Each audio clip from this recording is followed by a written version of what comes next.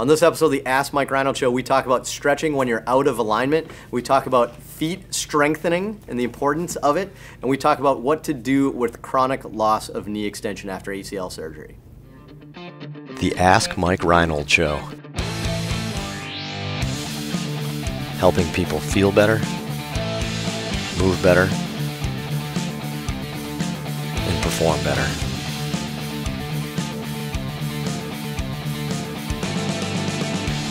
Welcome back, everybody, to the latest episode of the Ask Mike Reinold Show. We're up in Boston, Massachusetts, at Champion Physical Therapy and Performance.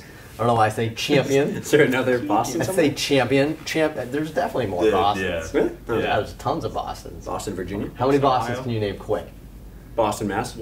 There's definitely more Boston. There's got to be one like in North England. Carolina. That's a classic Bostonian's view of Boston. There's got to be more of the world. Yeah. There's got to be one. There's only one Boston. There's only one Boston. If you're from Boston, send a hashtag to Dave on Twitter saying there are other Bostons. Boston, Italy. Find Zach a job. Welcome back, everybody. We're here. Well, all right, you know who everybody is. Let's ask some questions. Let's get into it today. Zach, tally-ho, what do we got? All right, Brian from Baltimore. Many people have told me that they started to work hip stretches and even hip capsular stretches to increase their hip flexion. One could argue that you actually wouldn't want to do this. If you don't improve your pelvic tilt first, then you may actually be overstretching your muscles and joint. Who's this? Brian from Baltimore. Brian from Baltimore. Love it. Definitely a statement versus a question. But I like that. I don't think there was a question mark at the end of that, but maybe we can discuss a little bit there. I like that. So there's so Brian states that many people are stretching muscles and capsules, and that perhaps we should be working on alignment. What do you guys think beforehand? So I study a lot of... Agreed. All right, that's good.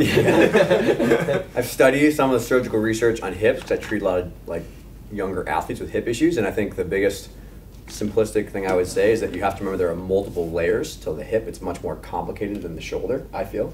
So there's a lot of reasons why somebody doesn't have hip flexion or hip internal rotation from a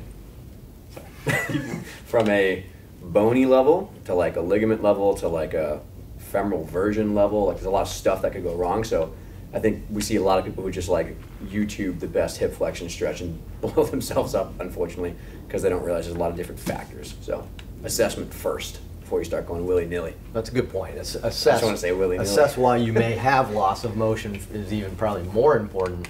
You know, everybody wants to find a self-corrective, and everybody's stretching the crap out of everything, it seems like, with bands and other crazy stuff. You have a huge anti-version. Yeah, right. If you have an anatomical limitation, that's not going to go well. So I think you would agree with that. I think I sent a article over to Dave the other day that was talking about cam deformity. So if you go into deep flexion with a cam deformity, the cam could be hitting the acetabular lip and then pushing posteriorly.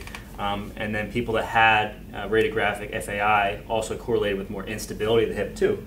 So if you think about it from that perspective, if you think there is some morphology going on, then maybe stretching is something that you have to be even more careful about, right, if you're limited.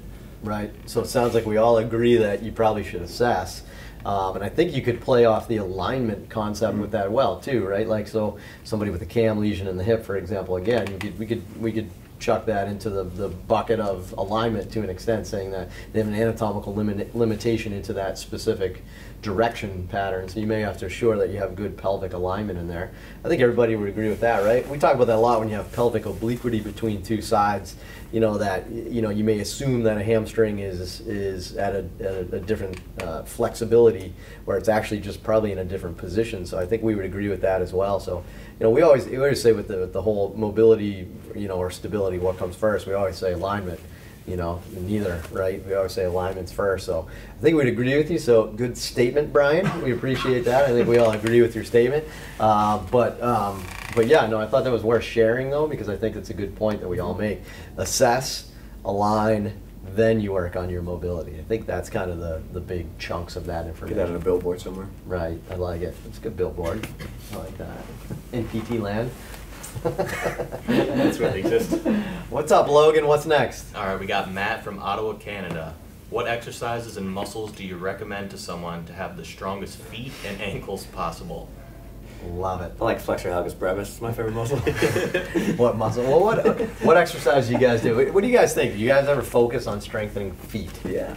I think that's a good one. Why? Why do you focus on strengthening feet? So, similar with someone who has dynamic or passive stability imbalances, if someone is mass or limited in dorsiflexion, they can really stretch out their medial arch and get a lot of laxity that way. So I think dynamic stability of the foot is super important if someone's had a lot of pronation in their sport or life. Sometimes restoring that after you fix some ankle stuff is very helpful.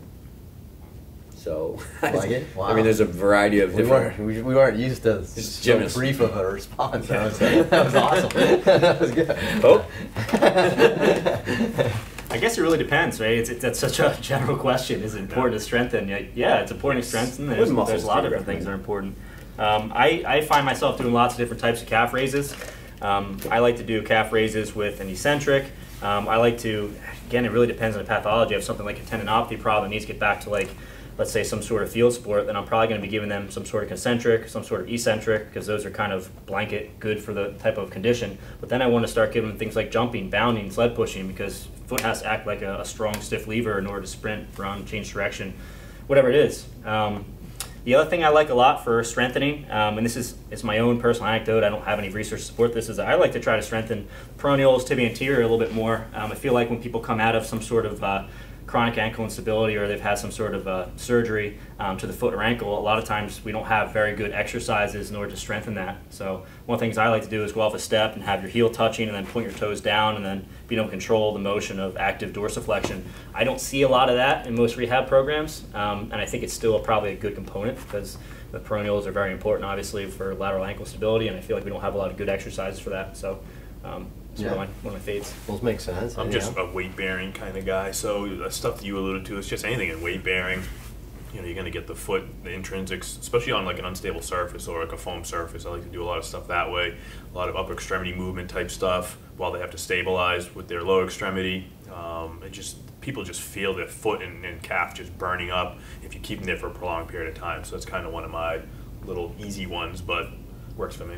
Makes sense, yeah. I mean, I would say an analogy I would use, right, is have you ever had an athlete come try to work with you and they have to do some like running and agility type work and they're wearing Nike Frees, right? Not to pinpoint Nike. I guess every company actually has like a fake, well, not even necessarily minimalist, but I was talking about like lack of support.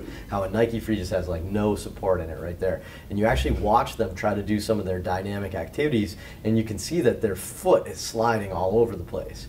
So let me ask you a question. In any motion, if you have an unstable surface for your foot, do you think you can maximize power output? Do you think you can maximize the amount of force you can develop in there? So I think the Nike Frees are a good example. Now imagine, probably at a much lesser extent, but imagine you don't have good strength or stability of your foot, right? And I think that is a good reason to do it. So I would say, just to add to that, I would say I like some aspects of barefoot in my program because I think that helps with foot intrinsics and just general overall strength. For me personally, I tend to, for myself as well as when I program type things, I tend to keep barefoot stuff throughout the beginning of a program. So like, you know, your dynamic warm-up, your ramp, I actually like doing that barefoot or in minimalist shoes, whatever it may be, but you know, like doing that barefoot so we actually get some of that contact with the ground and some of the foot intrinsics. I'm not going to go do everything, I'm not going to go for a run barefoot, you know, but I think doing the warm-up and dynamic activities at the beginning is a good way to do that. And then from there, balance, right? Foam, you know, like Lenny said, like that, just, you know, foam like support things. I think that's the way to kind of get some intrinsic foot strength and dynamic stability. And then you hit the isolated stuff like everybody does. I guess that's how I would put it together, you know, for me personally. But Tilly does shoes off and shirts off. His own shirt. It's a way to get the foot powered up. that's just for your own training, you know, right? That's a rule of champion. We don't do that. So. That's the smartest thing I can think of. What's up, Zach? What's next? Savannah from Texas. I have a patient about 16 weeks status post ACL surgery with lateral meniscus repair. He became my patient about 3 weeks ago and was missing 3 to 4 degrees extension from neutral. He is able to get there but cannot maintain it after this session. Do you have any tips or tricks to gain this range of motion back, or at this point, is it going to be nearly impossible to get it? Send him back to the surgeon. Prone hangs. Prone Yeah, hangs. so at 16 weeks, there's probably some literature on this, right, Len? I think he knows. 16 weeks, still chronic tightness, doesn't have full extension after ACL. If they're lacking like 0 degrees, I think that you mentioned that they're lacking neutral by 3 or 4 degrees. 3 to 4, yeah. At 16 weeks out, honestly, yeah, I would have I would have a talk with the surgeon and figure out like what he or she thinks, because it sounds like there might be a cyclops lesion present in the joint line. I've seen it a ton. Unfortunately, other therapists and myself, that you work on it, you get it for a short period of time, they come back a day or two later, and they're back losing extension. I'd say greater than 50% of the time, probably greater than 75% of the time, they have a cyclops lesion. They need a second surgery. But you can continue to work on like supine, like low load, long duration stretching. They got to be doing it for an hour at a time or hour during the day. So 4 15-minute bouts is what I usually recommend. If they've done that and they're still coming back losing extension, I'm probably going to recommend sending them back to the surgeon and probably get an MRI. Probably start that process now. I would start it, yeah. You know, just at least get it back in with the doc. Just say, hey, we're getting it, but it's not maintaining. You know, just for a consult. Because it sounds like if it is a cyclops lesion, there's not much you can do about it, obviously. Right. So you probably want to work towards that. But usually for me, when people aren't sticking, is they're just not doing their homework. Yeah. They're not doing it enough at home. You know, so this is the type of thing. It's gonna be now or never, and it might already be never, right? But they need to start probably working the frequency a little bit. Makes sense. You got one more? That's it. That's it? Wow, man, we're flying through this. Good stuff. Thanks, everybody. Good questions again. We worked the word Cyclops into this episode. X-Men. Right? I didn't think that was going to happen. That was good. We should come up with like our own Easter eggs, like little words that we try to put into the episode. Shimmy word of the day. I'm gonna Batman shimmy voices. closer to Cyclops lesion. Thanks so much, everybody. Head to MikeReinold.com, click on that podcast link, and you can ask us some questions. Ask us anything about Dave's poor Batman impersonation. Send it. That was Batman? For both. Send it. Send it. All right, so like we have the Batman episode. I like that. We have to speak in Marvel characters. Can you do the next question in a Batman voice? I can try. Oh, Logan. Awesome, guys. We'll see you on the next episode.